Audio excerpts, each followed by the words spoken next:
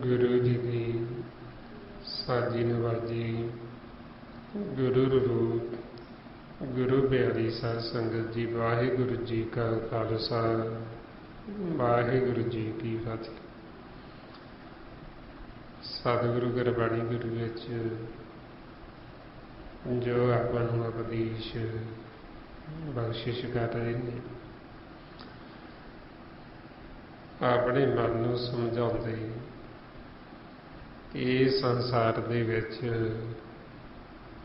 असीं आए हाँ इत्थे लाहा कट्टण वास्ते। हुणे मानस जन्म सानूं बारी मौका दिता जांदा लाहा कट्टण वास्ते। सानूं जदों इह खेल दे विच उतारिया जांदा है, आपां होरां कारां दे विच हुंदे हुंदे अपने मन नूं फिर कहा जांदा भी तुहानूं एक बार मौका दिता जाएगा ताकि तुसीं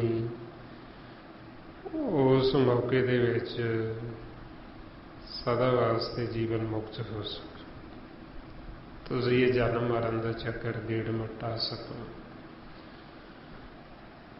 हुण ओह मौका ओह वारी आपां नूं ये मानस जामे विच दित्ती जाती। अपने मन नूं फिर समझाउंदे कि हुण तूं ये वारी दा लाहा कट, और तू इत्थे आया है लाहा लैण वास्ते। तेरा समां जिहड़ी साडे जीवन दी रहन साडी आरजू, ये समां साडा घटदा जा रहा, उमर बीतदी जा रही, पर माउंदे ने पुरानी तू आया लाहा लैण, लगा कित को फकड़े सब मुकदी चली रहन।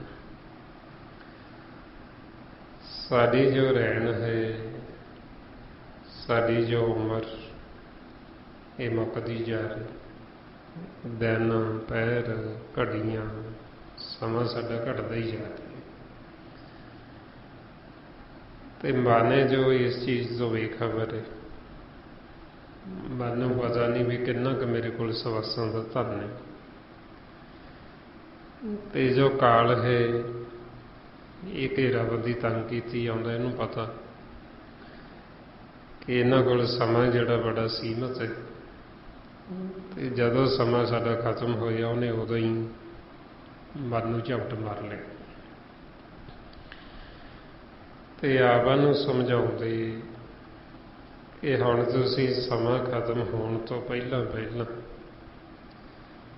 ਕੋਈ ਐਸੀ ਵਿਧੀ ਜੁਗਤੀ ਤਰੀਕਾ ਹੁਨਰ ਗੁਣ ਅਪਣਾਓ ਤੇ ਤੁਸੀਂ ਇਹ ਕਾਲ ਦੇ ਦਾਇਰੇ ਵਿੱਚੋਂ ਬਾਹਰ ਨਿਕਲ ਜਾਓ ਤਾਂ ਕਿ ਸਾਡੇ ਮਨ ਨੂੰ ਇਹ ਝਪਟ ਨਾ ਮਾਰ ਸਕੇ, ਸਾਨੂੰ ਵਾਪਸ ਜੂਨਾਂ 'ਚ ਨਾ ਲਿਜਾ ਸਕੇ। ਇਸ ਲਈ ਸਾਨੂੰ ਸਤਿਗੁਰੂ ਸਮਝਾਉਂਦੇ ਦਿਨ ਤੇ ਪਹਿਰ ਤੇ ਘੜੀਆਂ ਆਪ ਘਟੇ ਤਨ ਸੀਜੇ ਕਾਲ ਹੇਰੀ ਫੇਰੇ ਬੰਧਕ ਜੋ ਕਹੋ ਕਬਨ ਵਿਦ ਕੀਜੇ। ਹੁਣ ਕਾਲ ਹੈ ਜਿਹੜਾ ਘੇਰਾਬੰਦੀ ਤੰਗ ਕੀਤੀ ਆਉਂਦਾ ਤੇ ਸਤਿਗੁਰੂ ਕਹਿੰਦੇ ਵੀ ਹੁਣ ਵਿਧੀ ਤਰੀਕਾ ਅਪਣਾਓ, ਇਹਦੇ ਦਾਇਰੇ 'ਚੋਂ ਬਾਹਰ ਨਿਕਲ ਜਾਓ, ਤੁਸੀਂ ਚੌਥੇ ਪਦ ਵਿੱਚ ਆ ਜਾਓ, ਇਹਦੇ ਦਾਇਰੇ 'ਚੋਂ ਉੱਪਰ ਉੱਠ ਜਾਓ। ਹੁਣ ਉਹ ਫਿਰ ਜੁਗਤੀ ਉੱਪਰ ਉੱਠਣ ਦੀ ਆਪਾਂ ਅਪਣਾ ਰਹੇ ਹਾਂ, ਇਹ ਜੋ ਆਪਾਂ ਸਿਮਰਨ ਅਭਿਆਸ ਕਰਦੇ, ਸਿਮਰਨ ਕਰਕੇ ਆਪਾਂ ਇਹ ਤਰੀਕਾ ਜੁਗਤੀ ਅਪਣਾਉਂਦੇ ਕਿ ਅਸੀਂ ਇਹ ਕਾਲ ਦੇ ਦਾਇਰੇ ਵਿੱਚੋਂ ਬਾਹਰ ਚਲੇ ਜਾਈਏ, ਵਿਚਾਰਾਂ ਫੁਰਨੀਆਂ ਤੋਂ ਉੱਪਰ ਉੱਠ ਜਾਈਏ, ਤ੍ਰੈ ਗੁਣਾਂ ਤੋਂ ਉੱਪਰ ਉੱਠ ਜਾਈਏ, ਚੌਥੇ ਪਦ ਵਿੱਚ ਚਲੇ ਜਾਈਏ ਜਿੱਥੇ ਫਿਰ ਸਾਡੇ ਉੱਤੇ ਕਾਲ ਦਾ ਅਸਰ ਨਹੀਂ ਹੁੰਦਾ। ਕਿਵੇਂ ਹੁਣ ਆਪਾਂ ਇਸ ਤੋਂ ਉੱਪਰ ਉੱਠਣਾ, ਉਹੀਓ ਫਿਰ ਆਪਾਂ ਨੂੰ ਜੋ ਆਪਾਂ ਵਿਚਾਰ ਕਰ ਰਹੇ ਪਿਛਲੇ ਕੁਝ ਦਿਨਾਂ ਤੋਂ ਧੰਨ ਧੰਨ ਸ੍ਰੀ ਗੁਰੂ ਅਰਜਨ ਦੇਵ ਜੀ ਮਹਾਰਾਜ ਜੋ ਆਪਾਂ ਨੂੰ ਫਿਰ ਇਹ ਉਪਦੇਸ਼ ਦੇ ਰਹੇ ਸੁਖਮਨੀ ਸਾਹਿਬ ਦੀ ਬਾਣੀ ਵਿੱਚ। ਕੱਲ ਆਪਾਂ 15ਵੀਂ ਅਸ਼ਟਪਦੀ ਤੇ ਵਿਚਾਰ ਕਰ ਰਹੇ ਸੀ, 2 ਪਦਿਆਂ ਤੱਕ ਆਪਾਂ ਵਿਚਾਰ ਕੀਤੀ ਸੀ। ਇਸ ਤੋਂ ਅੱਗੇ 3ਜੇ ਪਦੇ ਵਿੱਚ ਆਪਾਂ ਨੂੰ ਫਿਰ ਇਹੋ ਸਮਝਾਉਂਦੇ ਕਿ ਮਨ ਨੂੰ ਤੁਸੀਂ ਗੁਰੂ ਦੇ ਸ਼ਬਦ ਦਾ ਆਸਰਾ ਦਿਓ। ਜਦੋਂ ਅਸੀਂ ਆਸਰਾ ਦੇਵਾਂਗੇ ਫਿਰ ਇਹ ਕਾਲ ਦੇ ਦਾਇਰੇ ਵਿੱਚੋਂ ਇਹ ਤ੍ਰੈ ਗੁਣਾਂ ਤੋਂ ਉੱਪਰ ਉੱਠ ਜਾਏਗਾ। ਆਪਾਂ ਨੂੰ ਉਦਾਹਰਨ ਦਿੰਦੇ ਵੀ ਜਿਵੇਂ ਮੰਦਰ ਹੁੰਦਾ ਘਰ, ਆਪਾਂ ਘਰ ਪਾਉਂਦੇ ਹਾਂ, ਥੱਲੇ ਆਸਰਾ ਦੇ ਦਿੰਦੇ, ਜਿਵੇਂ ਆ ਲੈਂਟਰ ਪਾਇਆ ਤੇ ਥੱਲੇ ਆ ਥੰਮ ਦਿੱਤਾ ਆਸਰਾ, ਛੱਤ ਉੱਤੇ ਪਾਈਏ। ਇਸੇ ਤਰ੍ਹਾਂ ਹੀ ਗੁਰੂ ਦੇ ਸ਼ਬਦ ਦਾ ਮਨ ਨੂੰ ਆਸਰਾ ਦਿਓ, ਫਿਰ ਇਹ ਮਨ ਜਿਹੜਾ ਸਾਡਾ ਥੰਮ ਜਾਂਦਾ ਹੈ, ਇਹ ਰੁਕ ਜਾਂਦਾ ਵਿਚਾਰਾਂ ਤੋਂ ਫੁਰਨੇ 'ਚ। ਮਾਰੇ ਫਰਮਾਉਂਦੇ ਜਿਉਂ ਮੰਦਰ ਕੋ ਥਾਮੇ ਥੰਮਨ ਤਿਉ ਗੁਰ ਕਾ ਸ਼ਬਦ ਮਨੇ ਅਸਥੰਮਨ। ਬਈ ਜਿਵੇਂ ਮੰਦਰ ਨੂੰ ਥੰਮ ਲਾਇਆ, ਘਰ ਨੂੰ ਥੰਮ ਲਾਇਆ ਤੇ ਉਹਨੇ ਭਰ ਚੁੱਕਿਆ ਹੋਏ ਛੱਤ ਉਹਦੇ ਆਸਰੇ ਖੜੀ। ਹੁਣ ਇਸੇ ਤਰ੍ਹਾਂ ਹੀ ਗੁਰੂ ਦਾ ਸ਼ਬਦ ਸਾਡੇ ਮਨ ਵਾਸਤੇ ਆਸਰਾ ਹੈ। ਮਨ ਨੂੰ ਅਸੀਂ ਨਾਮ ਦਾ ਆਸਰਾ ਦੇਣਾ, ਸ਼ਬਦ ਦਾ ਆਸਰਾ ਦੇਣਾ, ਤੇ ਫਿਰ ਸਾਡੇ ਮਨ ਨੇ ਰੁਕਣਾ, ਫਿਰ ਇਹਨੇ ਇਹ ਤ੍ਰੈ ਗੁਣਾਂ ਤੋਂ ਉੱਪਰ ਉੱਠਣਾ, ਵਿਚਾਰਾਂ ਤੋਂ ਉੱਪਰ ਉੱਠਣਾ। ਸੋ ਇਹੋ ਫਿਰ ਆਪਾਂ ਹੁਣ ਇਹ ਜੋ ਸਿਮਰਨ ਅਭਿਆਸ ਕਰਦੇ, ਇਹ ਮਨ ਨੂੰ ਥੰਮ ਲਾਉਂਦੇ ਹਾਂ ਤਾਂ ਕਿ ਸਾਡਾ ਮਨ ਰੁਕ ਜਾਵੇ ਵਿਚਾਰਾਂ ਤੋਂ, ਫੁਰਨਿਆਂ ਤੋਂ। ਜਿਉਂ-ਜਿਉਂ ਹੁਣ ਇਹ ਆਪਾਂ ਸਿਮਰਨ ਅਭਿਆਸ ਕਰਦੇ ਹਾਂ ਤੇ ਉਹਦੇ ਸਾਡਾ ਮਨ ਰੁਕਦਾ ਜਾਂਦਾ, ਵਿਚਾਰਾਂ ਤੋਂ, ਫੁਰਨਿਆਂ ਤੋਂ ਰਹਿਤ ਹੁੰਦਾ ਜਾਂਦਾ। ਫਿਰ ਅੱਗੇ ਮਾਰੇ ਫਰਮਾਉਂਦੇ ਜਿਉਂ ਪਖਾਨ ਨਾਵ ਚੜ੍ਹ ਤਰੇ ਪ੍ਰਾਣੀ ਗੁਰ ਚਰਨ ਲਗਤ ਨਿਸਤਰੇ। ਮਾਰੇ ਕਹਿੰਦੇ ਵੀ ਜਿਵੇਂ ਨਾਵ ਹੁੰਦੀ ਬੇੜੀ, ਬੇੜੀ ਦੇ ਉੱਤੇ ਪਖਾਨ ਪੱਥਰ ਨੂੰ ਰੱਖ ਕੇ ਉਹਨੂੰ ਇੱਕ ਪਾਸੇ ਤੋਂ ਦੂਜੇ ਪਾਸੇ ਤੇ ਲਿਜਾਇਆ ਜਾ ਸਕਦਾ, ਬੇੜੀ 'ਚ ਉਹਨੂੰ ਪੱਥਰ ਨੂੰ ਉਤਾਰਿਆ ਜਾ ਸਕਦਾ। ਇਸੇ ਤਰ੍ਹਾਂ ਹੀ ਫਿਰ ਸਾਡੇ ਮਨ ਨੇ ਗੁਰੂ ਦੇ ਚਰਨਾਂ ਦੇ ਨਾਲ ਲੱਗ ਕੇ ਇਹ ਸੰਸਾਰ ਸਾਗਰ ਤੋਂ, ਇਹ ਭਵ ਸਾਗਰ ਤੋਂ ਤਰਨਾ। ਇਹ ਸੰਸਾਰ ਸਾਗਰ ਤੋਂ ਸਾਡੇ ਮਨ ਦਾ ਭਾਰ ਉਤਾਰਾ। ਜੇ ਹੁਣ ਅਸੀਂ ਸ਼ਬਦ ਗੁਰੂ ਨਾਲ ਜੁੜਾਂਗੇ ਨਹੀਂ ਤੇ ਅਸੀਂ ਇਹ ਭਵ ਸਾਗਰ ਤੋਂ, ਸੰਸਾਰ ਸਾਗਰ ਤੋਂ ਪਾਰ ਨਹੀਂ ਹੋ ਸਕਦੇ। ਸੰਸਾਰ ਦੇ ਵਿੱਚ ਫਿਰ ਜੀਵ ਦੌਦਾ ਦੇ ਵਿੱਚ ਪਿਆ ਹੋਇਆ ਹੈ, ਭਵ ਸਾਗਰ ਦੇ ਵਿੱਚ ਵਾਰ-ਵਾਰ ਡੁੱਬਦਾ, ਜੰਮਦਾ, ਮਰਦਾ, ਜੂਨਾ ਚਾਹੁੰਦਾ। ਇਸ ਲਈ ਮਾਰੇ ਫਰਮਾਉਂਦੇ, ਬਿਨ ਸ਼ਬਦੇ ਭਵ ਜਲ ਕਿਉਂ ਤਰੀਏ, ਹਉਮੈ ਰੋਗ ਜਗਤ ਵਿਆਪਿਆ, ਦੌਦਾ ਡੁੱਬ ਡੁੱਬ ਮਰੀਏ। ਇਹ ਦੌਦਾ ਦੇ ਵਿੱਚ ਪਿਆ ਹੋਇਆ ਜੀਵ ਹਉਮੈ ਹੰਕਾਰ ਦੇ ਵਿੱਚ ਸ਼ਬਦ ਗੁਰੂ ਦੇ ਨਾਲ ਨਾ ਜੁੜਿਆ ਹੋਣ ਕਰਕੇ ਫਿਰ ਉਹ ਇਹਦੇ ਵਿੱਚ ਡੁੱਬਦਾ ਭਵ ਸਾਗਰ 'ਚ ਤੇ ਵਾਰ-ਵਾਰ ਜੰਮਦਾ, ਮਰਦਾ, ਜੂਨਾ ਚਾਹੁੰਦਾ। ਹੁਣ ਇਹ ਜੋ ਭਵ ਸਾਗਰ ਹੈ, ਵਿਚਾਰਾਂ ਦਾ ਭਵ ਸਾਗਰ, ਫੁਰਨੀਤ, ਜਿਹੜੇ ਆਪਣੇ ਅੰਦਰ ਵਿਚਾਰ ਚੱਲਦੇ, ਚਾਹੇ ਉਹ ਸਾਡੇ ਵਿਚਾਰ ਰਜੋ ਗੁਣੀ ਨੇ, ਚਾਹੇ ਤਮੋ ਗੁਣੀ ਨੇ, ਚਾਹੇ ਸਤੋ ਗੁਣੀ ਨੇ, ਇਹਨਾਂ ਤਿੰਨਾਂ ਗੁਣਾਂ ਨੂੰ ਭਵ ਜਲ ਲਾ ਕੇ ਇਹਨਾਂ ਨੂੰ ਭਵ ਸਾਗਰ ਦਾ ਨਾਮ ਦਿੱਤਾ। ਹੁਣ ਇਸ ਭਵ ਸਾਗਰ ਤੋਂ ਅਸੀਂ ਨਾਮ ਦੁਆਰਾ ਤਰਨਾ ਹੁੰਦਾ, ਸ਼ਬਦ ਦੁਆਰਾ ਅਸੀਂ ਇਹ ਭਵ ਸਾਗਰ ਤੋਂ ਪਾਰ ਹੋਣਾ। ਜੋ ਮਹਾਰਾਜ ਆਪਾਂ ਨੂੰ ਰੋਜ਼ ਫਰਮਾਉਂਦੇ, ਭਵ ਜਲ ਬਿਖਮ ਸਗਾਹੋ ਗੁਰ ਸ਼ਬਦੀ ਪਾਰ ਪਾਈ। ਇਹ ਗੁਰੂ ਦੇ ਸ਼ਬਦ ਦੁਆਰਾ ਅਸੀਂ ਇਹ ਭਵ ਜਲ, ਭਵ ਸਾਗਰ ਤੋਂ ਪਾਰ ਹੋਣਾ। ਤੇ ਉਦਾਹਰਨ ਦਿੱਤੀ ਗੁਰੂ ਸਾਹਿਬ ਨੇ ਵੀ ਜਿਵੇਂ ਬੇੜੀ ਦਾ ਆਸਰਾ ਲੈ ਕੇ, ਨਾਵ ਦਾ ਆਸਰਾ ਲੈ ਕੇ ਅਸੀਂ ਇੱਕ ਸਿਰੇ ਤੋਂ ਦੂਸਰੇ ਸਿਰੇ ਤੇ ਚਲੇ ਜਾਂਦੇ, ਉਹਦੇ ਵਿੱਚ ਪੱਥਰ ਰੱਖ ਕੇ ਅਸੀਂ ਪੱਥਰ ਨੂੰ ਪਾਰ ਕਰਾ ਦਿੰਦੇ। ਸੋ ਇਸੇ ਤਰ੍ਹਾਂ ਹੀ ਬੇਸ਼ੱਕ ਸਾਡਾ ਮਨ ਵੀ ਪੱਥਰ ਰੂਪ ਹੋ ਗਿਆ, ਪਰ ਜਦੋਂ ਇਹ ਗੁਰੂ ਦੇ ਸ਼ਬਦ ਨਾਲ ਜੁੜ ਜੇਗਾ ਇਹ ਵੀ ਫਿਰ ਤਰ ਸਕਦਾ। ਚਾਹੇ ਜੀਵ ਕਿੱਡਾ ਵੀ ਮਨਮੁਖ ਹੈ, ਜਦੋਂ ਮਨਮੁਖ ਹੁੰਦਾ ਇਹਨੂੰ ਪੱਥਰ ਹੀ ਕਹਿੰਦੇ, ਵੀ ਪੱਥਰ ਵਰਗਾ, ਜਿਹਦੇ ਅੰਦਰ ਦਇਆ, ਨਰਮਤਾਈ, ਸਹਿਣਸ਼ੀਲਤਾ, ਸਬਰ, ਸੰਤੋਖ ਨਹੀਂ, ਜਿਹੜਾ ਹਰ ਸਮੇਂ ਦੌਦਾ, ਈਰਖਾ, ਨਫ਼ਰਤ ਦੇ ਵਿੱਚ ਰਹਿੰਦਾ, ਜਿਹੜਾ ਕਠੋਰ ਹੈ ਤੇ ਉਹ ਪੱਥਰ ਵਰਗਾ ਹੀ ਤਾਂ ਹੈ।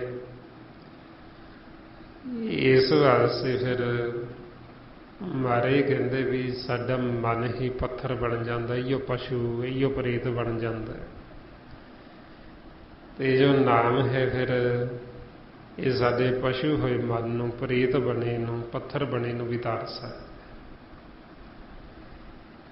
ਇਸ ਲਈ ਮਹਾਰਾਜ ਕਹਿੰਦੇ, ਪਸ਼ੂ ਪ੍ਰੇਤ ਮੁਗਧ ਕੋ ਤਾਰੇ, ਪਾਹਨ ਪਾਰ ਉਤਾਰੀ। ਬਈ ਇਹ ਵਡਿਆਈ ਹੈ ਨਾਮ ਦੀ।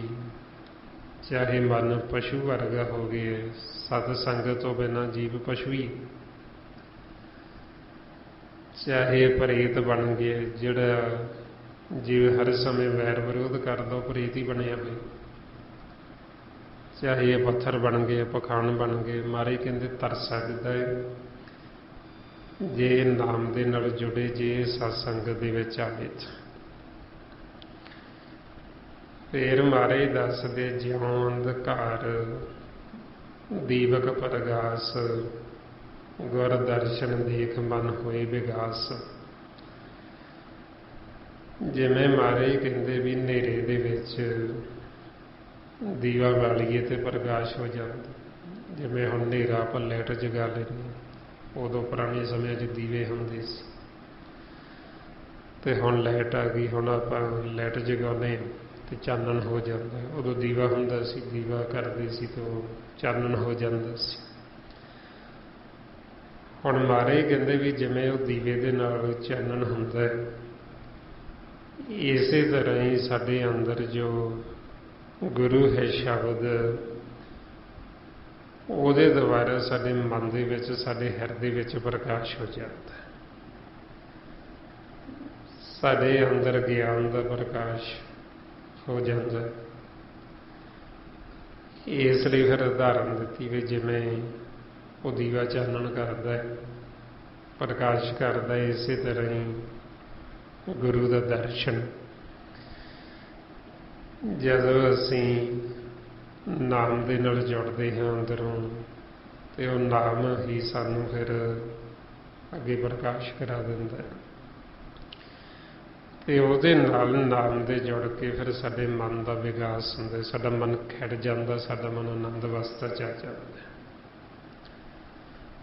ਤਾਈਓ ਮਹਾਰਾਜ ਕਹਿੰਦੇ ਵੀ ਜਿਹੜੇ ਭਗਤ, ਉਹਨਾਂ ਦਾ ਮਨ ਸਦਾ ਆਨੰਦ ਦੇ ਵਿੱਚ, ਸਦਾ ਸੁਖੀ ਰਹਿੰਦਾ।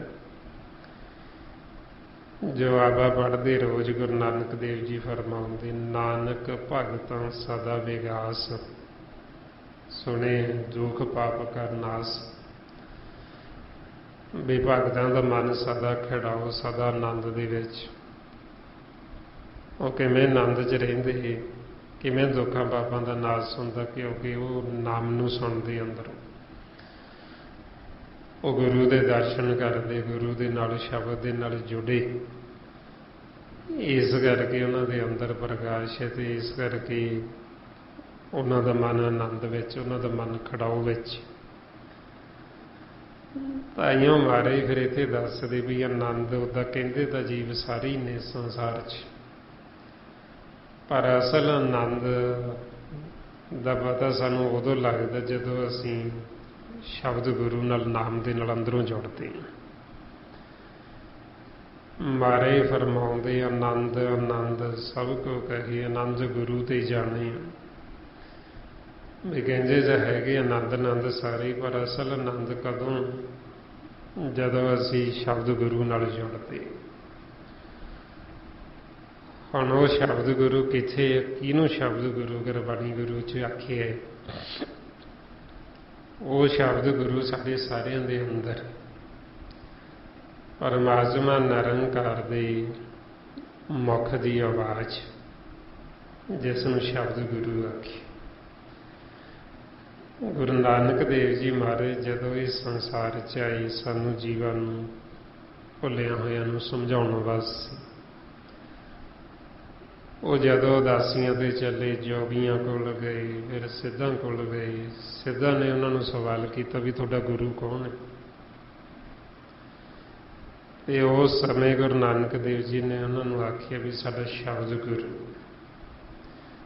ਤੇ ਸਾਡਾ ਜਿਹੜਾ ਮਨ, ਸਾਡੀ ਸੁਰਤੀ, ਉਹਨੂੰ ਅਸੀਂ ਸ਼ਬਦ ਗੁਰੂ ਦਾ ਚੇਲਾ ਬਣਾਇਆ।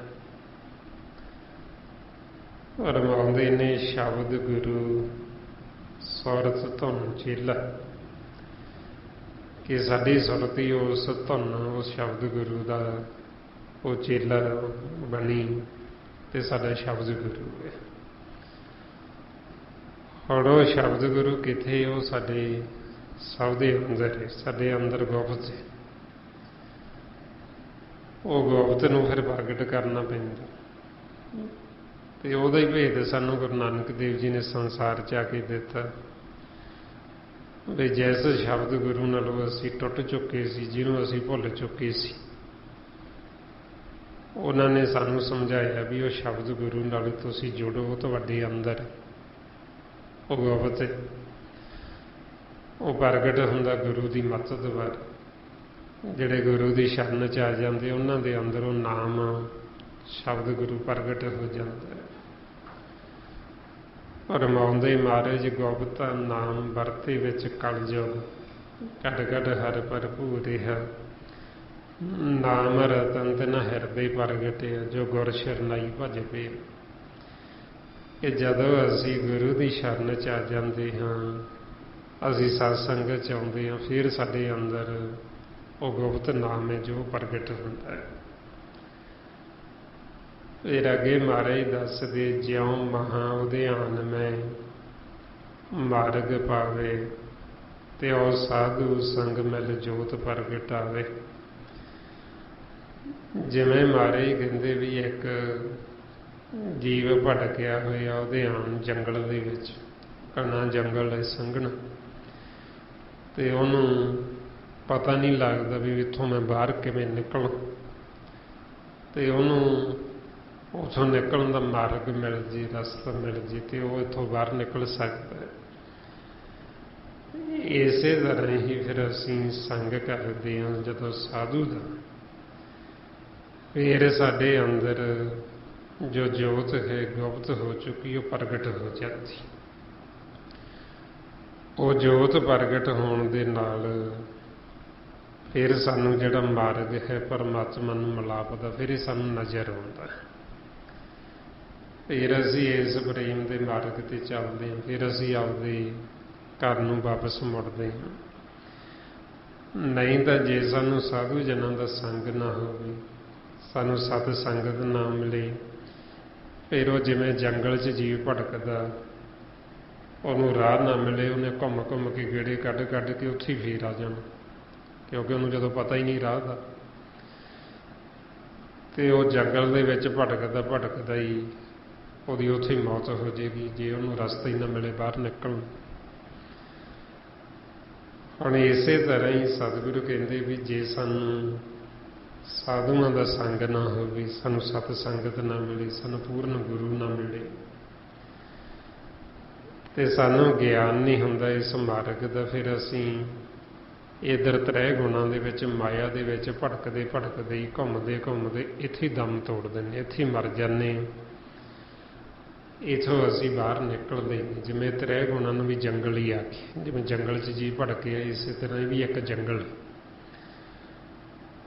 ਨਾ। ਸਾਨੂੰ ਰਸਤੇ ਦਾ ਪਤਾ ਹੋਣ ਕਰਕੇ ਅਸੀਂ ਉਹ ਜੰਗਲ ਦੇ ਵਿੱਚ ਜਿਵੇਂ ਭਟਕਿਆ ਹੋਇਆ ਜੀਵ, ਅਸੀਂ ਇਸੇ ਤਰ੍ਹਾਂ ਇਹਦੇ ਵਿੱਚ ਹੀ ਭਟਕਦੇ ਰਹਿੰਦੇ। ਤਿੰਨਾਂ ਗੁਣਾਂ ਦੇ ਵਿੱਚ ਕਦੇ ਅਸੀਂ ਆਕਾਸ਼ ਲੋਕ ਨੂੰ, ਕਦੇ ਪਤਾਲ ਲੋਕ ਨੂੰ, ਕਦੇ ਅਸੀਂ ਭੂਮ ਲੋਕ ਨੂੰ ਆਉਂਦੇ। ਇਹਦੇ ਵਿੱਚੋਂ ਅਸੀਂ ਬਾਹਰ ਨਹੀਂ ਨਿਕਲਦੇ, ਇੱਥੇ ਹੀ ਭਟਕੀ ਜਾਂਦੇ। ਤੇ ਸਾਧੂ ਜਨ ਫਿਰ ਸਾਨੂੰ ਇਸੋਂ ਬਾਹਰ ਨਿਕਲਣ ਦਾ ਮਾਰਗ ਦਿਖਾਉਂਦੇ। ਉਹ ਸਾਨੂੰ ਦੱਸਦੇ ਵੀ ਕਿਵੇਂ ਅਸੀਂ ਇਸੋਂ ਮਾਇਆ ਦੇ ਘਰ ਚੋਂ ਬਾਹਰ ਨਿਕਲਣਾ, ਕਿਵੇਂ ਅਸੀਂ ਇਥੋਂ ਯਾਦ ਹੋਣ। ਇਸ ਲਈ ਫਿਰ ਮਹਾਰਾਜ ਕਹਿੰਦੇ ਵੀ ਜਿਹੜੇ ਸਾਨੂੰ ਭੁੱਲਿਆ ਹੋਇਆਂ ਨੂੰ ਮਾਰਗ ਦੱਸਦੇ, ਐਸਾ ਗੁਰੂ ਫਿਰ ਸਾਨੂੰ ਵੱਡੇ ਭਾਗਾਂ ਦੇ ਨਾਲ ਮਿਲਦਾ। ਫਰਮਾਉਂਦੇ, ਭੂਲੇ ਮਾਰਗ ਜਿਨੇ ਬਤਾਇਆ, ਐਸਾ ਗੁਰ ਬੜ ਭਾਗੀ ਪਾਇਆ। ਵੀ ਅਸੀਂ ਭੁੱਲੇ ਹੋਏ ਸੀ ਜੰਗਲ ਦੇ ਵਿੱਚ, ਇੱਧਰ ਮਾਇਆ ਦੇ ਵਿੱਚ, ਤ੍ਰੈ ਗੁਣਾਂ ਦੇ ਵਿੱਚ ਭਟਕ ਰਹੇ ਸੀ, ਵਾਰ-ਵਾਰ ਜੰਮਦੇ ਮਰਦੇ ਸੀ, ਵਾਰ-ਵਾਰ ਇੱਥੇ ਫੇਰ ਆਉਂਦੇ ਸੀ। ਤੇ ਜਦੋਂ ਗੁਰੂ ਮਿਲਿਆ ਤੇ ਗੁਰੂ ਨੇ ਫਿਰ ਇੱਥੋਂ ਨਿਕਲਣ ਦਾ ਰਸਤਾ ਦੱਸਿਆ ਵੀ ਕਿਵੇਂ ਅਸੀਂ ਇੱਥੋਂ ਬਾਹਰ ਨਿਕਲ ਸਕਦੇ। ਇਸੇ ਤਰ੍ਹਾਂ ਹੀ ਫਿਰ ਸਾਨੂੰ ਸੰਤ ਸਾਧੂ ਜਨ ਇਹ ਮਾਰਗ ਦੱਸਦੇ, ਤੇ ਫਿਰ ਅਸੀਂ ਉਹਨਾਂ ਦੇ ਦੱਸੇ ਹੋਏ ਮਾਰਗ ਤੇ ਚੱਲ ਕੇ ਇਸੋਂ ਆਪਦੇ ਜੀਵਨ ਦਾ ਲਾਹਾ ਕੱਢ ਕੇ ਵਾਪਸ ਆਪਦੇ ਘਰ ਜਾ ਸਕਦੇ। ਫਿਰ ਮਹਾਰਾਜ ਅੱਗੇ ਦੱਸਦੇ, ਤਿੰਨ ਸੰਤਨ ਕੀ ਬਾਛੋ ਧੂਰ, ਨਾਨਕ ਕੀ ਹਰ ਲੋਚਾਂ ਪੂਰ। ਵੀ ਐਸੇ ਸੰਤਾਂ ਦੀ, ਐਸੇ ਸਾਧੂ ਜਨਾਂ ਦੀ ਸਾਨੂੰ ਧੂੜ ਮਿਲ ਜਾਵੇ, ਚਰਨਾਂ ਦੀ ਧੂੜੀ। ਤੇ ਸਾਡੇ ਮਨ ਦੀ ਇਹ ਖਾਹਿਸ਼ ਹੈ, ਫਿਰ ਮਾਲਕ ਨੂੰ ਬੇਨਤੀ ਕਰਦੇ ਵੀ ਉਹ ਤੁਸੀਂ ਸਾਡੀ ਲੋਚਾ ਜਿਹੜੀ ਉਹ ਪੂਰੀ ਕਰਦੇ, ਵੀ ਸਾਨੂੰ ਸੰਤ ਸਾਧੂ ਦੀ ਧੂੜੀ ਮਿਲ ਜੇ। ਧੂੜੀ ਕੀ ਹੁੰਦੀ? ਉਹਨਾਂ ਦੇ ਬਚਨ। ਵੀ ਧੂੜੀ ਇਹ ਨਹੀਂ, ਇੱਕ ਤਾਂ ਕਈ ਜੀਵ ਸਮਝਦੇ ਵੀ ਉਹਨਾਂ ਦੀ ਚਰਨਾਂ ਦੀ ਧੂੜੀ ਵੀ ਸ਼ਾਇਦ ਵੀ ਉਹਨਾਂ ਦੇ ਪੈਰਾਂ ਦੀ ਮਿੱਟੀ। ਚਰਨ ਧੂੜੀ ਹੁੰਦਾ ਉਹਨਾਂ ਦੇ ਬਚਨ। ਵੀ ਸਾਨੂੰ ਸੰਤਾਂ ਦਾ, ਸਾਧੂਆਂ ਦਾ ਸੰਗ ਹੋ ਜੀ। ਸੰਗ ਹੋਣ ਦੇ ਨਾਲ ਉਹਨਾਂ ਦੇ ਬਚਨਾਂ ਦੀ ਧੂੜੀ ਸਾਨੂੰ ਮਿਲੇ, ਸਾਡੇ ਮਨ ਤੇ ਪਵੇ, ਤੇ ਜਿਹਦੇ ਨਾਲ ਸਾਡੇ ਮਨ ਦੀ ਮੈਲ ਉਤਰ ਜੇ। ਤੇ ਜਦੋਂ ਸਾਡੇ ਮਨ ਦੀ ਮੈਲ ਉਤਰੇਗੀ ਫਿਰ ਸਾਨੂੰ ਉਹ ਜੋ ਭੇਜ ਦਿੰਦੇ, ਸਾਨੂੰ ਗਿਆਨ ਸੋਝੀ ਦਿੰਦੇ, ਫਿਰ ਹੀ ਅਸੀਂ ਇੱਥੋਂ ਬਾਹਰ ਨਿਕਲ ਸਕਦੇ। ਨਹੀਂ ਤਾਂ ਜੇ ਸਾਨੂੰ ਉਹਨਾਂ ਦਾ ਸੰਗ ਨਾ ਹੋਵੇ, ਸਾਨੂੰ ਪਤਾ ਹੀ ਨਹੀਂ ਲੱਗਦਾ ਵੀ ਅਸੀਂ ਸੰਸਾਰ 'ਚ ਆਏ ਕੀ ਕਰਨ ਵਾਸਤੇ। ਆਪਣਾ ਜੀਵਨ ਸਤ ਸੰਗਤ ਤੋਂ ਬਿਨਾਂ ਕਿਹੋ ਜਿਹਾ ਹੁੰਦਾ? ਪਸ਼ੂਆਂ ਵਰਗਾ। ਜਿਵੇਂ ਇੱਕ ਪਸ਼ੂ ਹੈ, ਖਾਂਦਾ ਪੀਂਦਾ ਸੌਂਦਾ, ਆਪਦੇ ਬੱਚੇ ਉਹ ਵੀ ਪਾਲਦਾ, ਇਸੇ ਤਰ੍ਹਾਂ ਹੀ ਸਤ ਸੰਗਤ ਤੋਂ ਬਿਨਾਂ ਜੀਵ ਦਾ ਜੀਵਨ। ਸਵੇਰੇ ਉੱਠਦਾ, ਇਹ ਨਹੀਂ ਪਤਾ ਕਿੱਥੋਂ ਆਇਆ ਮੈਂ, ਕਿਹਨੇ ਮੈਨੂੰ ਭੇਜਿਆ, ਕਿਵੇਂ ਮੈਂ ਸਰੀਰ 'ਚ ਪ੍ਰਵੇਸ਼ ਹੋਇਆ। ਸਵੇਰੇ ਉੱਠਿਆ, ਉੱਠ ਕੇ ਖਾਧਾ ਪੀਤਾ, ਕੰਮ ਤੇ ਲੱਗ ਗਿਆ। ਸਾਰਾ ਦਿਨ ਪਸ਼ੂਆਂ ਵਾਂਗੂ ਟੁੱਟ ਕੇ ਕੰਮ ਕਰਦਾ ਰਿਹਾ, ਤੇ ਰਾਤ ਨੂੰ ਵਿਹਲਾ ਹੋਇਆ, ਖਾਧਾ ਪੀਤਾ ਤੇ ਫਿਰ ਸੌਂ ਗਿਆ।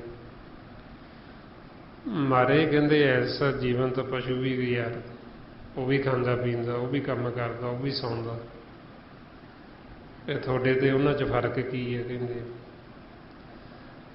ਆਪਾਂ ਨੂੰ ਫਿਰ ਸਮਝਾਉਂਦੇ ਵੀ ਇਹ ਸਾਨੂੰ 84 ਲੱਖ ਜੂਨ ਤੋਂ ਉੱਤਮ ਮਾਨਸ ਜਾਮਾ ਦਿੱਤਾ। ਇਹ ਸਿਰਫ ਇਸੇ ਵਾਸਤੇ ਨਹੀਂ ਦਿੱਤਾ ਕਿ ਅਸੀਂ ਖਾ ਲਿਆ, ਪੀ ਲਿਆ, ਸੌਂ ਗਏ, ਕੰਮ ਕਰ ਲਿਆ। ਇਹਦਾ ਮਕਸਦ ਹੈ ਪਰਮਾਤਮਾ ਦੇ ਨਾਲ ਮਿਲਾਪ ਕਰਨਾ। ਤਾਂ ਕਰਕੇ ਫਿਰ ਸਾਨੂੰ ਕਹਿੰਦੇ ਵੀ ਸਤ ਸੰਗਤ ਤੋਂ ਬਿਨਾਂ ਜੀਵ ਦਾ ਜੀਵਨ ਜਿਹੜਾ ਪਸ਼ੂਆਂ ਵਰਗਾ, ਪਸ਼ੂਆਂ ਤੋਂ ਵੀ ਭੈੜਾ ਹੈ।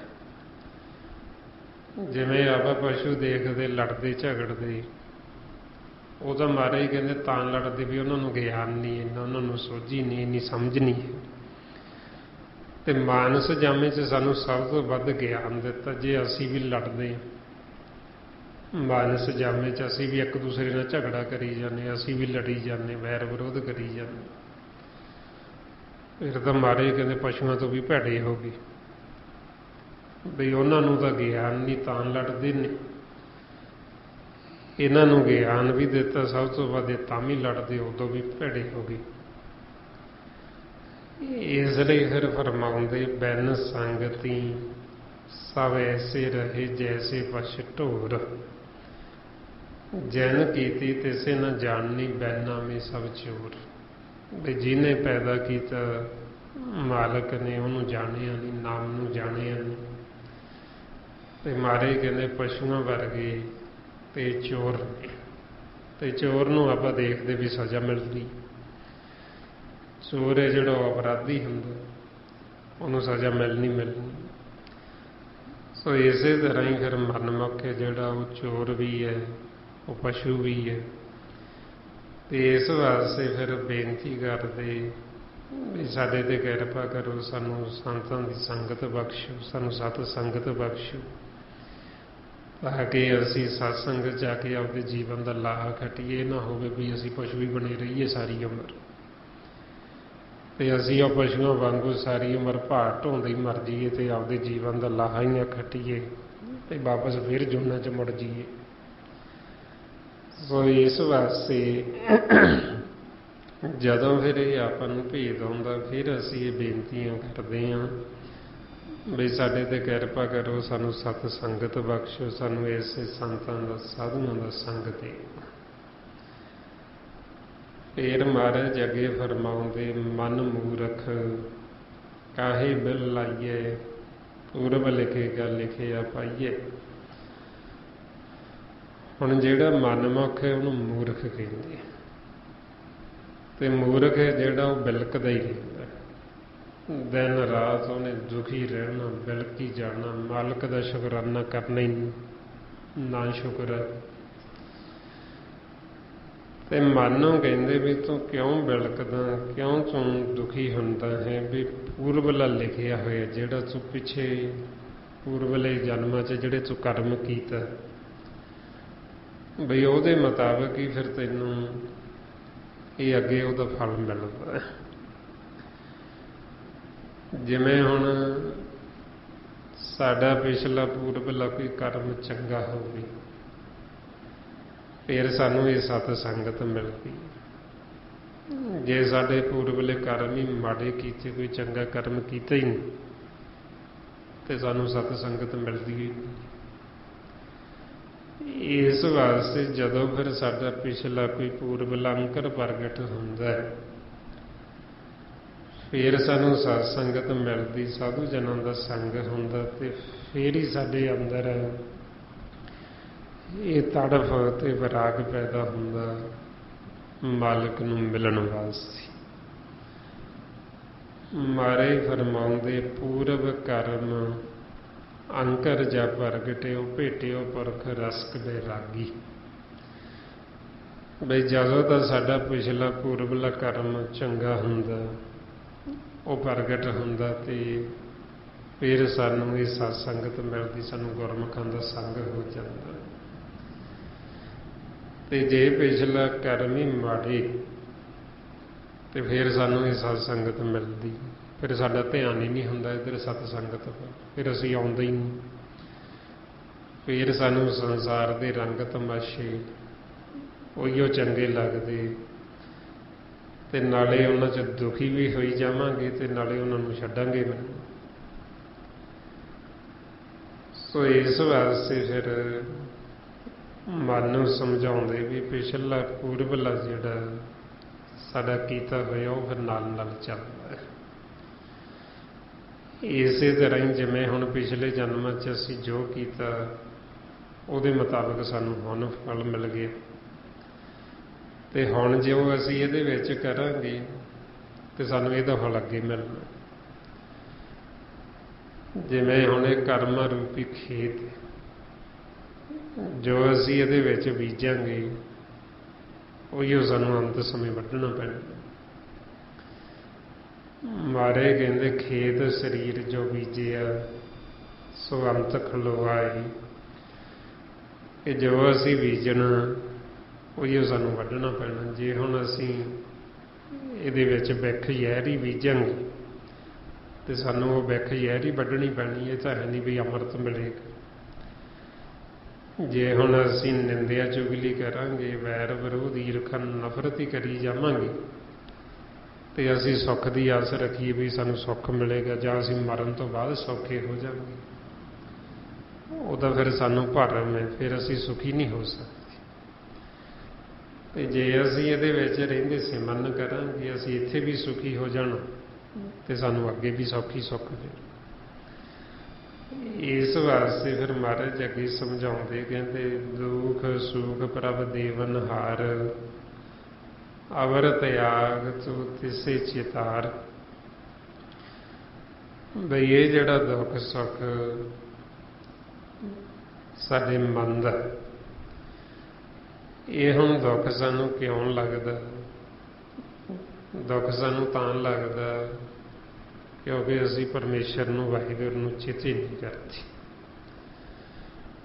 ਜੇ ਅਸੀਂ ਮਾਲਕ ਦਾ ਸਿਮਰਨ ਕਰੀਏ, ਹੋਰ ਅਵਰ ਕਾਜ ਵਿਚਾਰ ਫੁਰਨੇ ਛੱਡ ਕੇ, ਆਪਦੀ ਮੱਤ ਛੱਡ ਕੇ, ਅਵਰ ਤਿਆਗ ਤੂੰ ਤਿਸੇ ਚਿਤਾਰ, ਜੇ ਮਾਲਕ ਨੂੰ ਚਿਤਾਰੀਏ, ਉਹਨੂੰ ਚੇਤੇ ਕਰੀਏ, ਫਿਰ ਅਸੀਂ ਦੁਖੀ ਹੋਈਏ ਹੀ ਨਹੀਂ।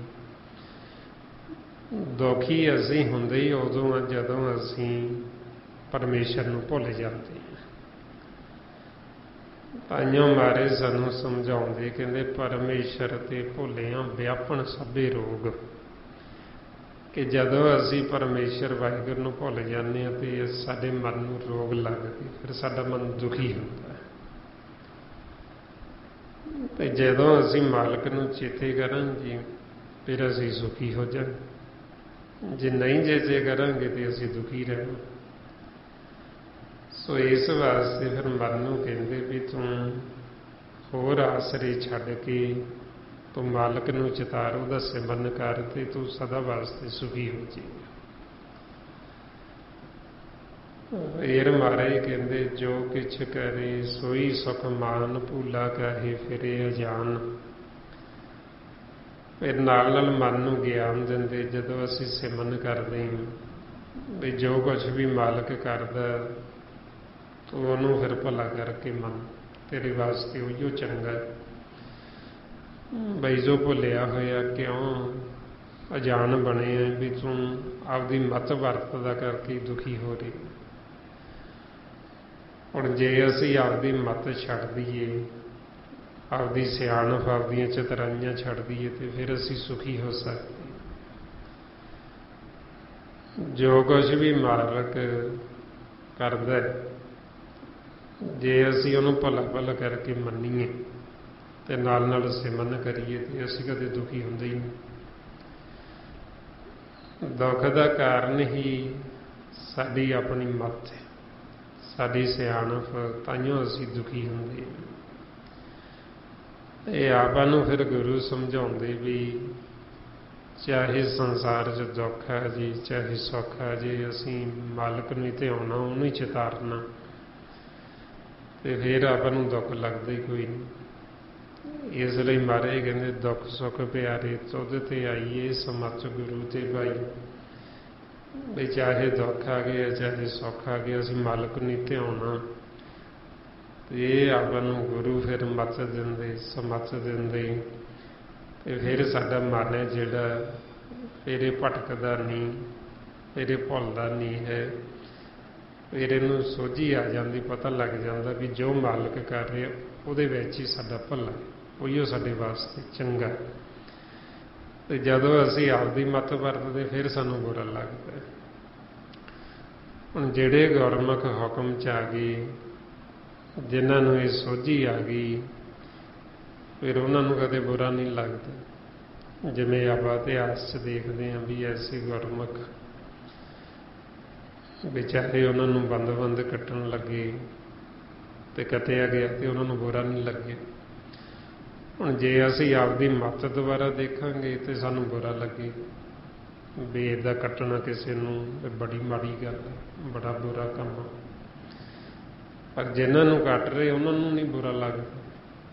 ਉਹਨਾਂ ਨੂੰ ਉਹਦਾ ਸਗਨ ਤੇ ਜਦੋਂ ਜਲਾਦ ਕੱਟਣ ਲੱਗਿਆ ਭਾਈ ਮਣੀ ਸਿੰਘ ਜੀ ਨੂੰ, ਉਹਨੇ ਗੁੱਟ ਤੋਂ ਕੱਟਣ ਲੱਗਿਆ ਤੇ ਉਹਨਾਂ ਨੇ ਰੋਕ ਦਿੱਤਾ ਵੀ ਤੈਨੂੰ ਬੰਦ ਕੱਟਣ ਦਾ ਹੁਕਮ ਹੈ, ਤੇ ਬੰਦ ਇੱਥੋਂ ਸ਼ੁਰੂ ਹੁੰਦਾ, ਇੱਥੋਂ ਕੱਟਣਾ ਸ਼ੁਰੂ ਕਰ, ਪੋਟੇ ਪੋਟੇ।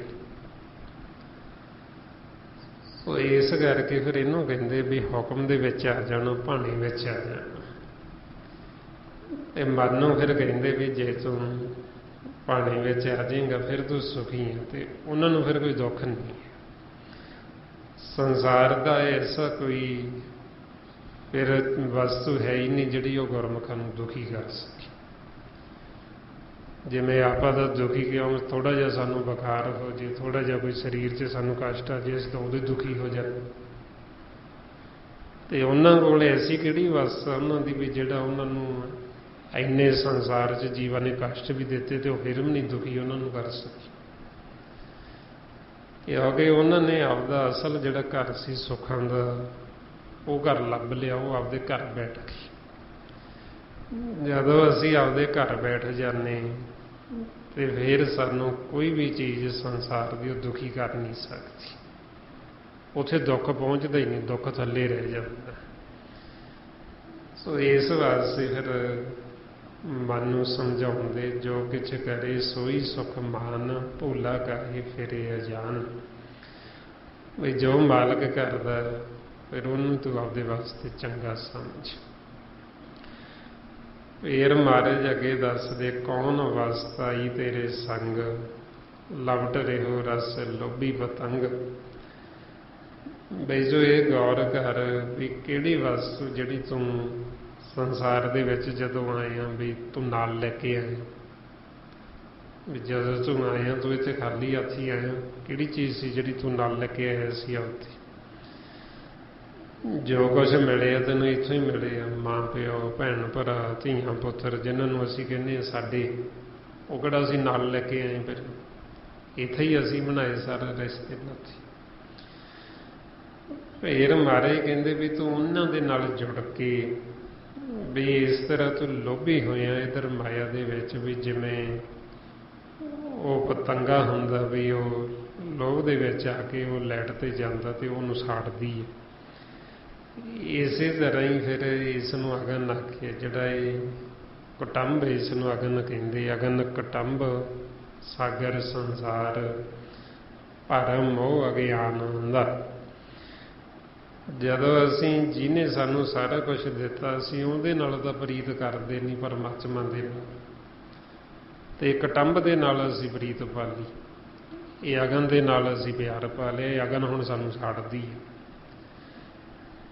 ਚਾਹੇ ਉਹ ਸਾਡੇ ਧੀਆਂ ਪੁੱਤਰ ਨੇ, ਚਾਹੇ ਉਹ ਸਾਡੇ ਸਾਕ ਸੰਬੰਧੀ ਨੇ। ਜੇ ਅਸੀਂ ਸਿਮਰਨ ਭਗਤੀ ਨਹੀਂ ਕਰਦੇ, ਜੇ ਅਸੀਂ ਮਾਲਕ ਦੇ ਨਾਲ ਨਹੀਂ ਜੁੜੇ, ਤੇ ਸਾਨੂੰ ਇਹਨਾਂ ਨੇ ਸਾੜਨਾ, ਅਸੀਂ ਇਹਨਾਂ ਦੇ ਵਿੱਚ ਹੀ ਜਾਣਾ। ਇਸ ਲਈ ਫਿਰ ਮਹਾਰਾਜ ਕਹਿੰਦੇ ਵੀ ਇਹ ਅਗਨ ਹੈ, ਤੇ ਅਸੀਂ ਅਗਿਆਨਤਾ ਦੇ ਵਿੱਚ ਅਗਨ ਦੇ ਨਾਲ ਮੋਹ ਪਾ ਲਿਆ, ਪਿਆਰ ਪਾ ਲਿਆ। ਤੇ ਜਿੰਨਾ ਅਸੀਂ ਪਿਆਰ ਪਾਉਨੇ ਅਗਨ ਦੇ ਵਿੱਚ ਜਾਂਦੇ ਹਾਂ, ਉਨੇ ਹੀ ਅਗਨ ਸਾਨੂੰ ਸਾੜਦੀ ਹੈ, ਉਨਾ ਹੀ ਅਸੀਂ ਦੁਖੀ ਹੁੰਦੇ। ਸੋ ਇਸ ਵਾਸਤੇ ਫਿਰ ਮਹਾਰਾਜ ਸਾਨੂੰ ਕਹਿੰਦੇ ਬਈ ਜੋ ਕਿਹੜੀ ਚੀਜ਼ ਦੱਸ ਵੀ ਜਿਹਨੂੰ ਤੂੰ ਨਾਲ ਲੈ ਕੇ ਆਇਆ, ਤੇ ਜਾ ਜੋ ਇੱਥੋਂ ਨਾਲ ਲੈ ਜਾਏਗਾ ਇਹਨਾਂ ਦੇ ਵਿੱਚੋਂ ਕਿਸੇ ਨੂੰ। ਬਈ ਜੋ ਐਵੇਂ ਹੀ ਉਹ ਲੋਭੀ ਬਣਿਆ ਹੋਇਆ, ਵੀ ਉਸ ਭਾਵਟ ਵਾਂਗੂ ਜੋ ਇਹ ਮਾਇਆ ਦੇ ਵਿੱਚ ਗਰਸਿਆ ਹੋਇਆ, ਇਹਦੇ ਵਿੱਚ ਤੂੰ ਫਸਿਆ ਹੋਇਆ, ਵੀ ਤੂੰ ਇਹ ਤੋਂ ਉੱਪਰ ਉੱਠ, ਇਹਨੂੰ ਛੱਡ। ਜੇ ਤੂੰ ਛੱਡੇਗਾ ਤੇ ਫਿਰ ਤੂੰ ਸੁਖੀ ਹੋ ਜਾਏਗਾ। ਇਹ ਮਹਾਰਾਜ ਕਹਿੰਦੇ ਰਾਮ ਨਾਮ ਜਪ ਹਿਰਦੇ ਮਾਹੇ, ਨਾਨਕ ਪਤ ਸੇਤੀ ਘਰ ਜਾਹੇ।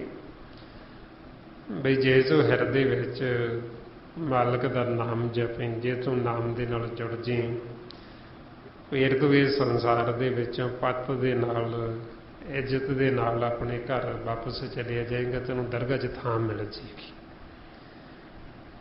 ਹੁਣ ਬਾਕੀ ਨਾਮ ਤੋਂ ਬਿਨਾਂ ਸਾਡੇ ਨਾਲ ਇੱਥੋਂ ਜਾਂਦਾ ਕੁਛ ਨਹੀਂ ਹੈ। ਅਸੀਂ ਜੋ ਮਰਜ਼ੀ ਇਕੱਠਾ ਕੀਤੀ ਜਾਈਏ, ਇਹਨੂੰ ਬੈਠ ਯੈਰ ਕਹਿ ਜਿਸ। ਤਾਂਹੀਓ ਸਾਨੂੰ ਮਾਰੇ ਫਰਮਾਉਂਦੇ ਸਾਥ ਨਾ ਚਾਲੇ ਬਿਨ ਭਜਨ, ਵੇਖਿਆ ਸਗਲੀ ਇਸ਼ਾਰ, ਹਰ ਹਰ ਨਾਮ ਕਮਾਵਣਾ ਨਾਨਕ ਇਹੋ ਧਨ ਸਾਰ।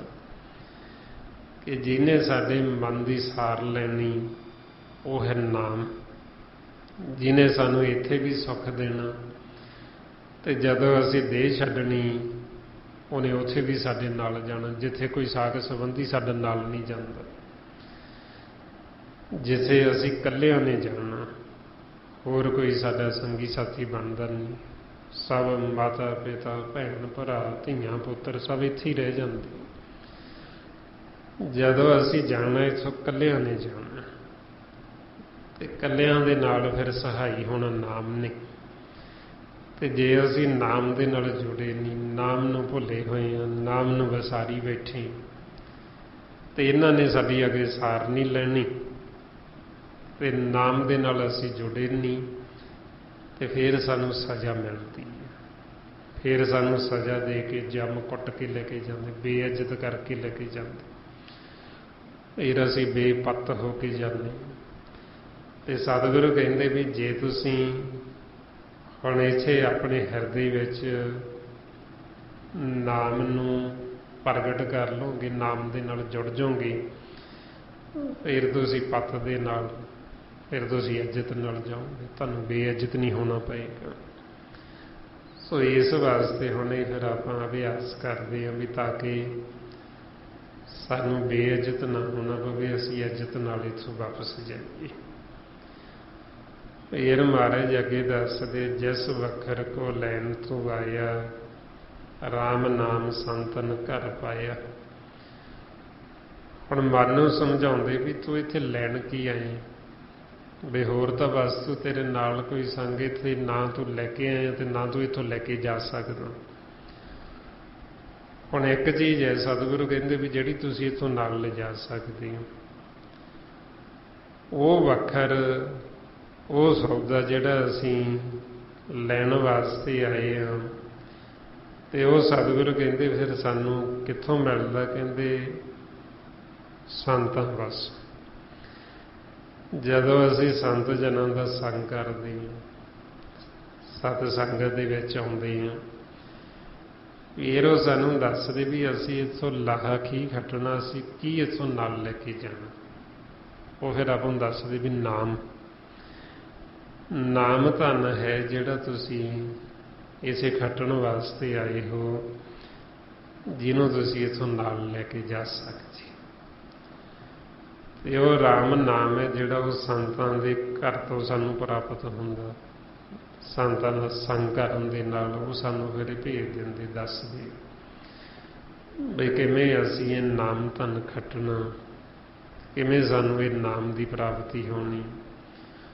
ਉਹਦੇ ਵਾਸਤੇ ਫਿਰ ਉਹ ਆਪਾਂ ਨੂੰ ਸਿਮਰਨ ਅਭਿਆਸ ਦੱਸਦੇ ਵੀ ਸਿਮਰਨ ਅਭਿਆਸ ਕਰੋ, ਤੇ ਅਭਿਆਸ ਕਰਨ ਦੇ ਨਾਲ ਤੁਹਾਡੇ ਹਿਰਦੇ ਵਿੱਚ ਹੀ ਉਹ ਨਾਮ ਪ੍ਰਗਟ ਹੋ ਜਾਣਾ ਜਿਹੜਾ ਗੁਪਤ ਹੈ। ਉਹਨੂੰ ਫਿਰ ਪ੍ਰਗਟ ਕਰਨ ਦੀ ਇਹ ਜੁਗਤੀ ਜਿਹੜਾ ਇਹ ਆਪਾਂ ਸਾਸ ਗ੍ਰਸ ਸਿਮਰਨ ਕਰਦੇ। ਫਿਰ ਅੱਗੇ ਮਹਾਰਾਜ ਦੱਸਦੇ ਤਾਜਾ ਅਭਿਮਾਨ ਲੇਹ ਮਨ ਮੋਲ, ਰਾਮ ਨਾਮ ਹਿਰਦੇ ਮੇ ਤੋਲ। ਮਹਾਰਾਜ ਸੱਚੇ ਪਾਤਸ਼ਾਹ ਕਹਿੰਦੇ ਵੀ ਆਪਦਾ ਫਿਰ ਇਹ ਜਿਹੜਾ ਅਭਿਮਾਨ ਛੱਡ ਕੇ ਆਪਦਾ ਮਨ ਹੈ ਜਿਹੜਾ ਉਹ ਗੁਰੂ ਨੂੰ ਸਮਰਪਣ ਕਰਦੇ, ਤੇ ਫਿਰ ਤੇਰੇ ਹਿਰਦੇ ਵਿੱਚ ਹੀ ਉਹ ਜਿਹੜਾ ਨਾਮ ਹੈ ਉਹ ਨਾਮ ਨੇ ਪ੍ਰਗਟ ਹੋ ਜਾਣਾ। ਜੋ ਸਾਡੇ ਅੰਦਰ ਨਾਮ ਤਾਂ ਚੱਲ ਹੀ ਰਿਹਾ, ਜਦ ਤੱਕ ਆਪਾਂ ਇਸ ਸਰੀਰ 'ਚ ਰਹਿਣਾ ਉਹ ਸਾਡੇ ਅੰਦਰ ਚੱਲਦਾ ਹੀ ਰਹਿਣਾ, ਪਰ ਸਾਨੂੰ ਸੁਣਾਈ ਕਿਉਂ ਨਹੀਂ ਦਿੰਦਾ? ਕਿਉਂਕਿ ਅਸੀਂ ਬਾਹਰ ਮੁਖੀ ਹਾਂ। ਬਾਹਰ ਮੁਖੀ ਹੋਣ ਕਰਕੇ ਸਾਨੂੰ ਅੰਦਰੋਂ ਸੁਣਾਈ ਨਹੀਂ ਦਿੰਦਾ। ਅਸੀਂ ਹੁਣ ਸਿਮਰਨ ਕਰਕੇ ਜਦੋਂ ਅੰਤਰਮੁਖੀ ਹੋ ਜਾਵਾਂਗੇ ਤੇ ਆਪਾਂ ਨੂੰ ਅੰਦਰੋਂ ਹੀ ਸ਼ਬਦ ਸੁਣਨੇ ਸ਼ੁਰੂ ਹੋ ਜਾਣ। ਆਪਣੇ ਅੰਦਰ ਹੀ ਅਨਹਦ ਵਾਜੇ, ਅਨਹਦ ਧੁਨਾਂ ਵੱਜ ਰਹੀਆਂ, ਮਾਲਕ ਬੋਲ ਰਿਹਾ, ਤੇ ਫਿਰ ਆਪਾਂ ਉਸ ਨੂੰ ਸੁਣਾਂਗੇ। ਇਸ ਲਈ ਆਪਾਂ ਨੂੰ ਤਾਂ ਸਮਝਾ ਦਿੱਤਾ ਵੀ ਸਾਡੇ ਸਭ ਦੇ ਅੰਦਰ ਹੀ ਬੋਲ ਰਹੇ, ਸਭੇ ਘਟ ਰਾਮ ਬੋਲੇ। ਵੀ ਜਿੰਨੇ ਵੀ ਘਟ ਨੇ ਸਭ ਦੇ ਅੰਦਰ ਹੀ ਰਾਮ ਵਾਹਿਗੁਰੂ ਬੋਲਦਾ। ਉਹਨੂੰ ਸਾਨੂੰ ਸੁਣਦਾ ਕਿਉਂ ਨਹੀਂ? ਕਿਉਂਕਿ ਉਹ ਸਾਡੇ ਅੰਦਰ ਬੋਲ ਰਹੇ ਹੈ ਤੇ ਅਸੀਂ ਬਾਹਰ ਭੱਜੇ ਫਿਰਦੇ। ਸੋ ਇਸ ਵਾਸਤੇ ਫਿਰ ਇਹ ਸਿਮਰਨ ਕਰਕੇ ਆਪਾਂ ਅੰਤਰਮੁਖੀ ਹੁੰਦੇ ਹਾਂ ਵੀ ਤਾਂ ਕਿ ਸਾਨੂੰ ਸਾਡੇ ਅੰਦਰ ਦਾ ਭੇਤ ਆਵੇ। ਫਿਰ ਅੱਗੇ ਮਹਾਰਾਜ ਦੱਸਦੇ ਲਾਦ ਖੇਪ ਸੰਤੇ ਸੰਗ ਚਾਲ, ਅਵਰ ਤਿਆਗ ਵਿਖਿਆ ਜੰਜਾਲ। ਮਹਾਰਾਜ ਸੱਚੇ ਪਾਤਸ਼ਾਹ ਕਹਿੰਦੇ ਬਈ ਫਿਰ ਤੂੰ ਜੋ ਇੱਧਰ ਵੱਖਰ ਲੈਣ ਵਾਸਤੇ, ਜੋ ਤੂੰ ਸੌਦਾ ਲੈਣ ਵਾਸਤੇ ਆਇਆ, ਬਈ ਉਸ ਨੂੰ ਫਿਰ ਤੂੰ ਸੰਤਾਂ ਦਾ ਸੰਗ ਕਰਕੇ, ਸਤ ਸੰਗਤ ਕਰਕੇ ਬਈ ਤੂੰ ਉਹ ਧਨ ਇਕੱਠਾ ਕਰ। ਬਾਕੀ ਜਿਹੜੇ ਜੰਜਾਲ, ਅਵਰ ਤਿਆਗ ਵਿਖਿਆ ਜੰਜਾਲ, ਬਾਕੀ ਜਿਹੜੇ ਹੋਰ ਵਿਚਾਰ ਫੁਰਨੇ ਜਿਹੜੇ ਤੂੰ ਆਪਦੀ ਮੱਤ ਵਰਤਦਾ, ਜਿਹੜੇ ਅਸੀਂ ਹੋਰ ਸੰਸਾਰ 'ਚ ਵਿਚਾਰ ਲੈਂਦੇ ਹਾਂ, ਕਿਸੇ ਦੀ ਅਸੀਂ ਨਿੰਦਿਆ ਕਰ ਲਈ, ਕਿਸੇ ਦੀ ਨਿੰਦਿਆ ਸੁਣ ਲਈ, ਕਿਸੇ ਦੇ ਨਾਲ ਅਸੀਂ ਵੈਰ ਵਿਰੋਧ ਕਰ ਲਿਆ, ਕਿਸੇ ਨਾਲ ਈਰਖਾ ਨਫ਼ਰਤ ਕਰ ਲਈ, ਇਹ ਸਾਰੇ ਅਵਰ ਜੰਜਾਲ ਨੇ। ਇਹਨਾਂ ਨੂੰ ਛੱਡੋ, ਕਿਸੇ ਦੀ ਨਿੰਦਿਆ ਨਾ ਕਰੋ ਤੇ ਨਾ ਸੁਣੋ, ਕਿਸੇ ਨਾਲ ਮਨ 'ਚ ਵੈਰ ਵਿਰੋਧ ਨਾ ਰੱਖੋ, ਕਿਸੇ ਨਾਲ ਈਰਖਾ ਨਫ਼ਰਤ ਨਾ ਕਰੋ, ਹਉਮੈ ਤੋਂ ਮਨ ਨੂੰ ਰਹਿਤ ਰੱਖੋ, ਲੋਕ ਲੱਜਾ ਤੋਂ ਉੱਪਰ ਉੱਠ ਕੇ ਮਾਲਕ ਦਾ ਸਿਮਰਨ ਕਰੋ, ਉਹਦੇ ਗੁਣ ਗਾਵੋ। ਫਿਰ ਇਹਨਾਂ ਨੂੰ ਕਹਿੰਦੇ ਵੀ ਇਹ ਵਿਖਿਆ ਦੇ ਜੰਜਾਲ ਨੇ, ਇਹ ਜੰਜਾਲਾਂ ਦੇ ਵਿੱਚ ਹੀ ਅਸੀਂ ਵੱਜੇ ਹੋਏ, ਤੇ ਇਹਨਾਂ ਨੂੰ ਸਾਨੂੰ ਛੱਡਣਾ ਪੈਂਦਾ। ਤੇ ਛੱਡਣ ਵਾਸਤੇ ਫਿਰ ਨਾਲ ਨਾਲ ਅਸੀਂ ਸਿਮਰਨ ਕਰਦੇ ਹਾਂ, ਨਾਲ ਨਾਲ ਸਾਨੂੰ ਗਿਆਨ ਦਿੱਤਾ ਜਾਂਦਾ। ਫਿਰ ਅਸੀਂ ਇਹ ਸਾਰਾ ਜਿਹੜੇ ਅਵਰ ਜੰਜਾਲ ਨੇ ਇਹਨਾਂ ਨੂੰ ਛੱਡ ਦਿੰਦੇ। ਫਿਰ ਮਹਾਰਾਜ ਅੱਗੇ ਦੱਸਦੇ ਧੰਨ ਧੰਨ ਕਹੇ ਸਭ ਕੋਈ, ਮੁਖ ਉਜਲ ਹਰ ਦਰਗਾਹ ਸੋਈ।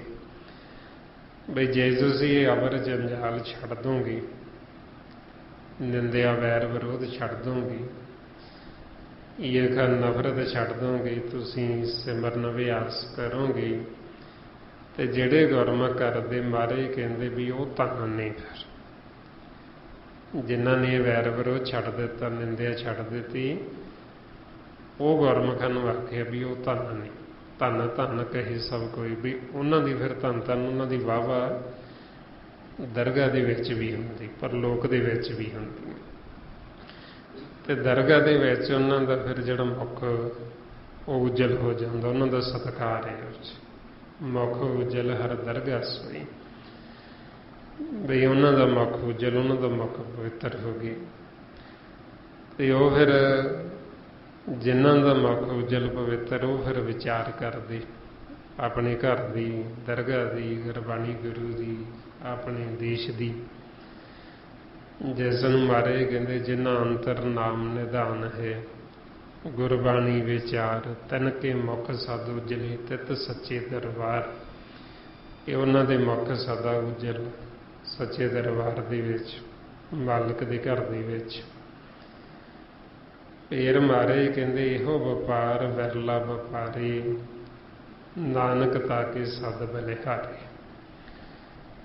ਹੁਣ ਇੱਕ ਤਾਂ ਵਪਾਰ ਹੁੰਦਾ ਸੰਸਾਰ ਦਾ, ਜਿਵੇਂ ਸੰਸਾਰੀ ਜੀਵ ਵਪਾਰ ਕਰਦੇ, ਇੱਕ ਗੁਰਮੁਖ ਵਪਾਰ ਕਰਦੇ ਨਾਮ ਦਾ।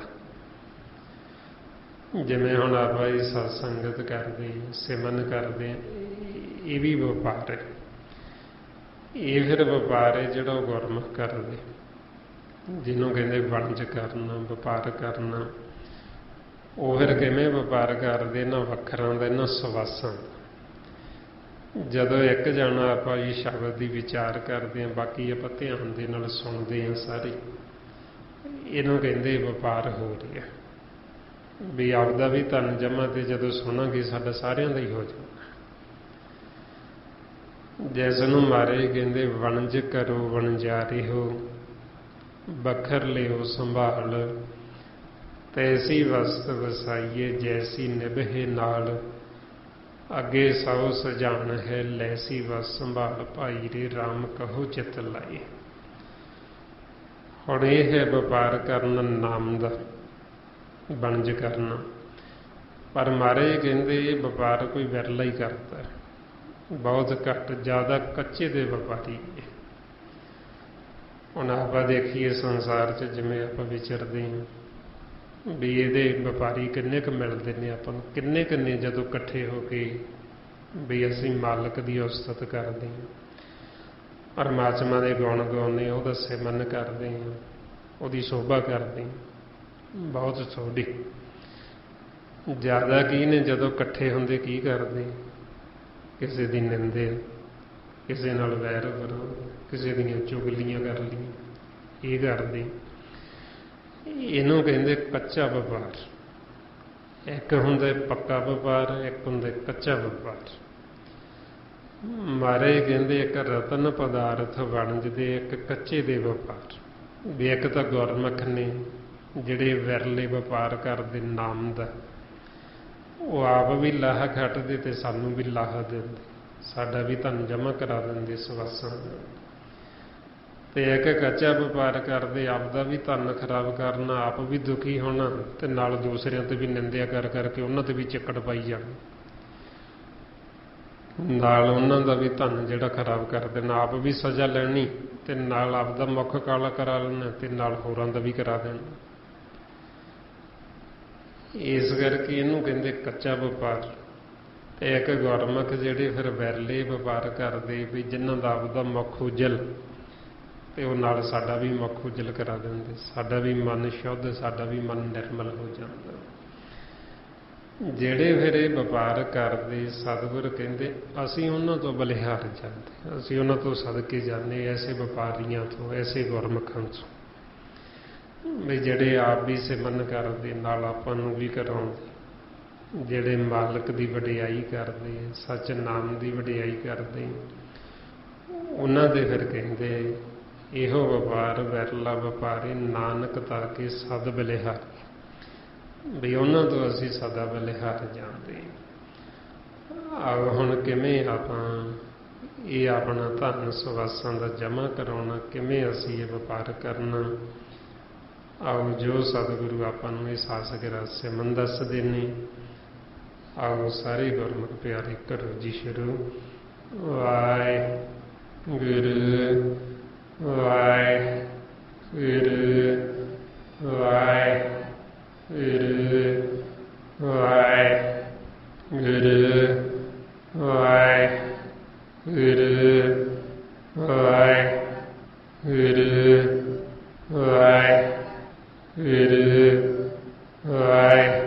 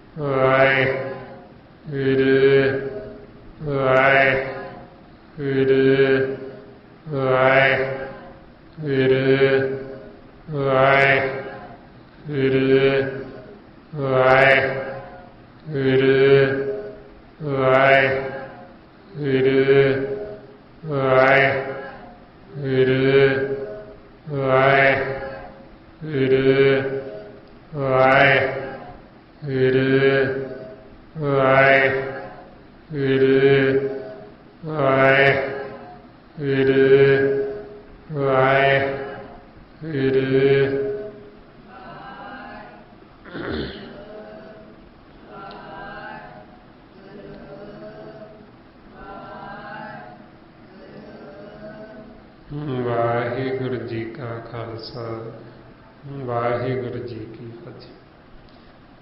ਇਸ ਤਰੀਕੇ ਨਾਲ ਗੁਰਮੁਖ ਹੋਈ ਜਦੋਂ ਆਪਾਂ ਸਿਮਰਨ ਅਭਿਆਸ ਕਰਦੇ ਹਾਂ, ਇਹਦੇ ਨਾਲ ਫਿਰ ਆਪਣੇ ਮਨ ਦਾ ਜਿਹੜਾ ਮੌਕਾ ਹੈ ਇਹ ਉਜੜ ਹੁੰਦਾ। ਇਸ ਵਾਸਤੇ ਹੁਣ ਇਹ ਆਪਾਂ ਵੱਧ ਤੋਂ ਵੱਧ ਸਿਮਰਨ ਕਰਨਾ, ਗੁਰਬਾਣੀ ਗੁਰੂ ਨੂੰ ਪੜ੍ਹ ਕੇ ਵਿਚਾਰਨਾ, ਖੋਜਣਾ ਅਤੇ ਵੱਧ ਤੋਂ ਵੱਧ ਆਪਾਂ ਸਤ ਸੰਗਤ ਕਰਨੀ। ਇਹ ਜੋ ਸਾਰਾ ਭੇਦ ਗੁਰਬਾਣੀ ਗੁਰੂ ਦੁਆਰਾ ਆਪਾਂ ਨੂੰ ਦਿੱਤਾ ਮਹਾਂਪੁਰਖਾਂ ਨੇ, ਭਾਈ ਸਾਹਿਬ ਭਾਈ ਸੇਵਾ ਸਿੰਘ ਜੀ ਧਰਮਾਲਾ, ਕਿ ਜੋ ਆਪਣੇ ਮਨ ਦਾ ਅਸਲ ਕਾਰਜ ਹੈ, ਜੋ ਅਸੀਂ ਇਸ ਸੰਸਾਰ 'ਚ ਕਰਨ ਵਾਸਤੇ ਆਏ ਹਾਂ, ਪਰਮਾਤਮਾ ਨੂੰ ਮਿਲਣ ਵਾਸਤੇ ਹੁਣ ਇਹ ਆਪਾਂ ਨੂੰ ਮੌਕਾ ਵਾਰੀ ਮਿਲੀ ਹੈ। ਕਿਵੇਂ ਆਪਾਂ ਮਿਲ ਸਕਦੇ ਹਾਂ, ਉਹ ਆਪਾਂ ਨੂੰ ਗੁਰਮੁਖਾਂ ਨੇ ਬੜਾ ਸੌਖਾ ਕਰਕੇ ਭੇਜ ਦਿੱਤਾ ਹੈ। ਅਤੇ ਆਪਾਂ ਵੀ ਇਹ ਭੇਤ ਲੈ ਕੇ ਆਪਣਾ ਇਹ ਜਿਹੜਾ ਕਾਰਜ ਹੈ ਇਸ ਨੂੰ ਸਵਾਰ ਲੈਣਾ, ਤਾਂ ਕਿ ਅਸੀਂ ਦੁਬਾਰਾ ਵਾਪਸ ਨਾ ਆਈਏ, ਸਦਾ ਵਾਸਤੇ ਆਪਾਂ ਜੀਵਨ ਮੁਕਤ ਹੋ ਜਾਈਏ, ਆਪਣੇ ਘਰੇ ਬੈਠ ਜਾਈਏ। ਸੋ ਇੰਨੀਆਂ ਬੇਨਤੀਆਂ, ਇੰਨੇ ਵਿਚਾਰ ਕਰਦੇ ਹੋਇਆਂ ਜੇ ਕੋਈ ਐਸਾ ਸ਼ਬਦ ਬੋਲਿਆ ਗਿਆ ਹੋਵੇ ਸੰਗਤ ਅਤੇ ਸਤਿਗੁਰੂ ਬਖਸ਼ਣ ਯੋਗ ਨੇ, ਬਖਸ਼ ਲੈਣਾ ਜੀ। ਵਾਹਿਗੁਰੂ ਜੀ ਕਾ ਖਾਲਸਾ ਵਾਹਿਗੁਰੂ ਜੀ ਕੀ ਫਤਿਹ। ਵਾਹਿਗੁਰੂ ਵਾਹਿਗੁਰੂ ਵਾਹਿਗੁਰੂ ਵਾਹਿਗੁਰੂ ਵਾਹਿਗੁਰੂ ਵਾਹਿਗੁਰੂ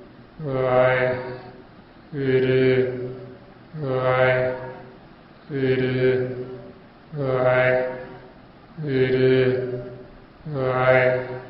ਵਾਹਿਗੁਰੂ ਵਾਹਿਗੁਰੂ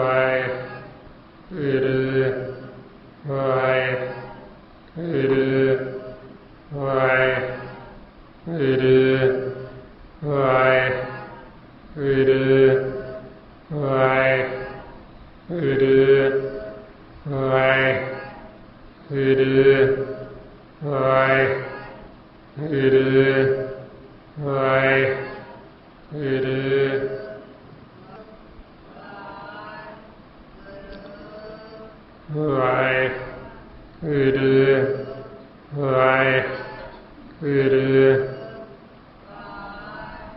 ਵਾਹਿਗੁਰੂ ਜੀ ਕਾ ਖਾਲਸਾ ਵਾਹਿਗੁਰੂ ਜੀ ਕੀ ਫਤਿਹ।